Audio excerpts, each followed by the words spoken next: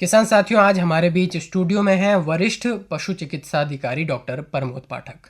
और डॉक्टर साहब, आज हम बात करने वाले हैं गौवंशीय पशुओं में त्वरित नस्ल सुधार के कार्यक्रम के बारे में कि ये किस तरह से सरकार द्वारा कार्यक्रम चलाया जा रहा है। हमारे जो पशुपालक साथी हैं, किस तरह से उनको फायदा मिलेगा और जो उत्पादन है वो कैसे बढ़ेगा। तो स्वागत करते हैं आपका आज के इस कार्यक्रम में। धन्यवाद। डॉक्टर साहब, जैसे कि त्वरित नस्ल सुधार कार्यक्रम की हम बात कर रहे हैं, तो अब हमारे किसान साथियों के मन में भी ये चल रहा होगा कि ये त्वरित नस्ल सुधार कार्यक्रम क्या है, तो थोड़ा इसके बारे में पहले जानेंगे। वस्तुतः नस्ल सुधार में हम जो हमारा पशु है उसकी संतति ऐसी चाहते हैं जिसमें जो हमारे अभीष्ट लक्षण हैं वो प्रचुर मात्रा में हो। जैसे अगर हम दुग्ध उत्पादन की बात करें तो ज्यादा दूध देने वाली नस्ल हम विकसित करना चाहते हैं, यही नस्ल सुधार है। अभी तक हो क्या रहा था कि हमारे बीच में जो नस्ल सुधार कार्यक्रम चलता था उसमें बहुत समय लगता था। जैसे 7 पीढ़ियों में हम जो सुधार ला सकते हैं उसमें लगभग 21 साल का समय लगता और उसमें कई तरह की बाधाएं भी आती थी। तकनीकी विकास है, उसके समावेश के द्वारा हमने इस समय को कम कर दिया है। अगर आंकड़ों की बात करें तो जो 21 साल का जो काम है वो हम 2-3 वर्ष में कर सकते। 7 पीढ़ियों की जगह एक ही पीढ़ी में हम वो सुधार ला सकते हैं। इसलिए ये नस्ल सुधार कार्यक्रम भारत सरकार ने समाविष्ट किया है राष्ट्रीय गोकुल मिशन में। जी, अच्छा, सरकार की हम बात करें तो कैसे इस कार्य की शुरुआत कर रहे हैं, वो कैसे इसको अंजाम दिया जा रहा है, इसकी रूपरेखा की बात करें तो वो क्या है? वस्तुतः 2022 में राष्ट्रीय गोकुल मिशन के अंतर्गत 2 कंपोनेंट बहुत प्रमुखता से शामिल किए गए।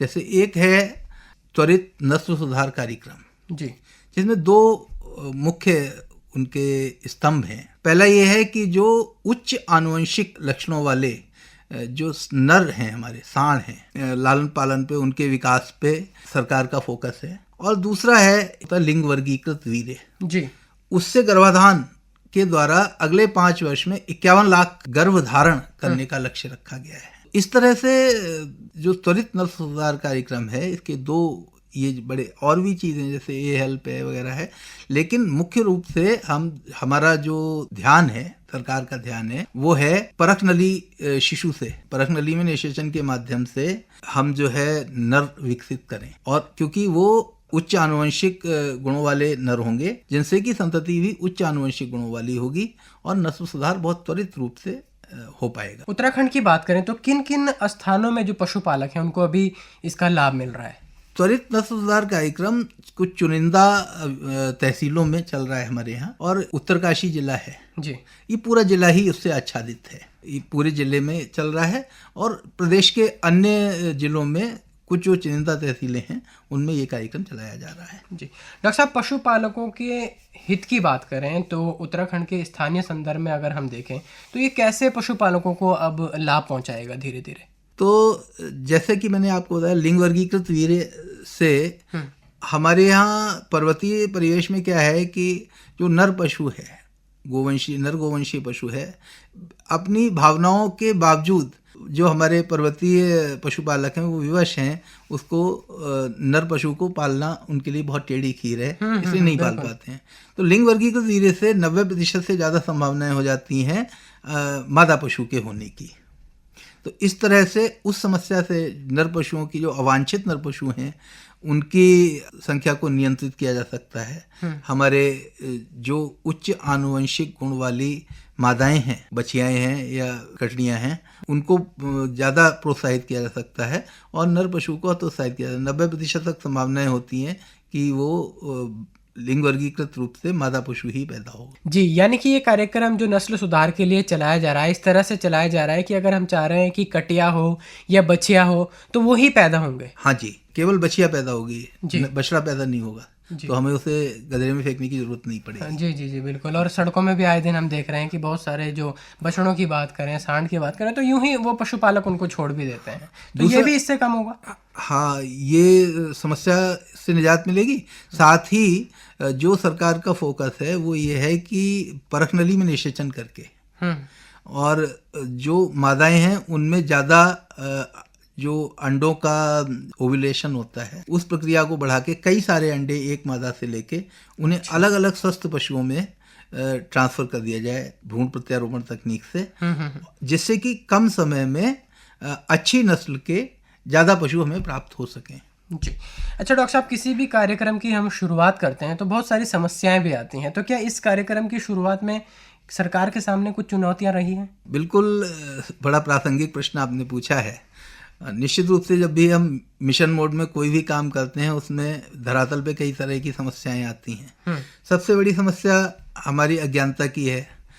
हमारी जागरूकता की कमी होने की वजह से जो हमारे पशुपालक भाई हैं उनको पता ही नहीं चल पाता है कि सरकार ने इस तरह का भी कुछ विचार किया है। जी। इस पे सब्सिडी मिल रही है। जैसे जो हमारा नर पशु का ब्रीडिंग फार्म खोलने का प्रस्ताव है उसमें सरकार 100% सब्सिडी भी दे रही है। 2.5 करोड़ रुपए तक की सब्सिडी ऐसे फार्म खोलने पे मिल सकती है। और ऐसे ही जो नस्ल सुधार कार्यक्रम का लिंग वर्गीकृत वाला कार्यक्रम है इसमें 50% सब्सिडी है। फ्लैटली 750 रुपये केंद्र सरकार इसमें सब्सिडी दे रही है। तो ये इस तरह से चूंकि छूट भी प्राप्त हो रही है लेकिन जानकारी के अभाव में हम लोग उसका प्रचुर फायदा नहीं लेते हैं। जी।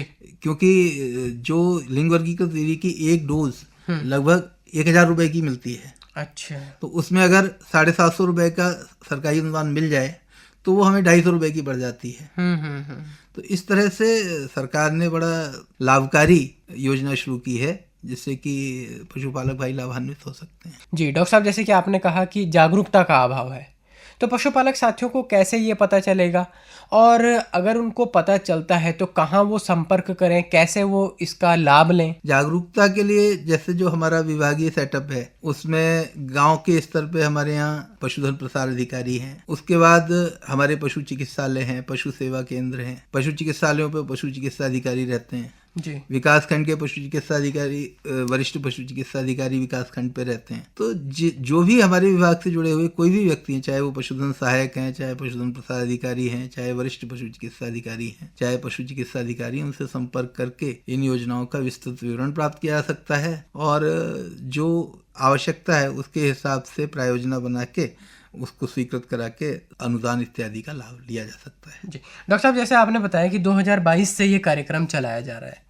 तो सफलता की बात करें तो सफलता दर कितनी रही है? मैं बड़े गर्व के साथ ये आपके साथ साझा करना चाहूँगा कि हमारा जो प्रांत है वो राष्ट्र के अग्रणी प्रांतों में से है तकनीक के स्वीकरण में, और निश्चित रूप से इसके बड़े अच्छे परिणाम मिले हैं। आपने देखा होगा, आप चाहे कहीं बिल्कुल दूर दराज के क्षेत्र में भी जाएं, वहां भी आपको उच्च नस्ल वाले आनुवंशिक गुणों वाले पशु आपको दिखाई देते हैं। तो ये इस नस्ल सुधार कार्यक्रम का ही असर है। तो कुल मिलाकर बात करें, किसानों के लिए इतनी फायदेमंद योजनाएं हैं, बस थोड़ा सा आपको जानकारी रखनी होगी और इन योजनाओं का लाभ आपको लेना होगा। अब भविष्य की हम बात करें तो ये कितना लाभदायक होगा डॉक्टर साहब, और लाभदायक होगा भी या नहीं होगा, क्योंकि तमाम पशुपालक साथी हमें सुन रहे हैं और उनके मन में भी अब यही सब चल रहा होगा। निश्चित रूप से जब भी हम कोई नई तकनीक स्वीकार करते हैं तो उसमें एक ये संशय की स्थिति रहती है कि हम इसमें कितने सफल होंगे। निश्चित रूप से अगर हम तकनीकी दिशा निर्देशों का पालन करते हुए किसी भी नई तकनीक को आत्मसात करेंगे तो उसके परिणाम शुभ ही होंगे, और ये जो कार्यक्रम है इसमें तो अच्छे परिणाम दिखाई देने लगे हैं। इसलिए हमारे पशुपालक भाइयों को आशान्वित रह के इस योजना का लाभ उठाना चाहिए। चलते चलते डॉक्टर साहब, कार्यक्रम में कोई संदेश आप हमारे पशुपालक साथियों तक पहुंचाना चाहें? सबसे बड़ी चीज है जागरूकता की। यदि वे जागरूक रहेंगे तो सरोकारों के हिसाब से वो निश्चित परिणाम उनके पक्ष में ही होंगे, सुखद ही होंगे। इसलिए जागरूकता ही मूल मंत्र है सारी सफलताओं का। तो डॉक्टर साहब, बहुत ही महत्वपूर्ण जानकारी आज आपने हमारे पशुपालक साथियों तक पहुंचाई कि किस तरह से त्वरित नस्ल सुधार कार्यक्रम उनके लिए फायदेमंद हो सकता है, उत्पादन बढ़ाया जा सकता है। इतनी महत्वपूर्ण जानकारी हमारे पशुपालक साथियों तक पहुंचाने के लिए आपका बहुत बहुत आभार, धन्यवाद।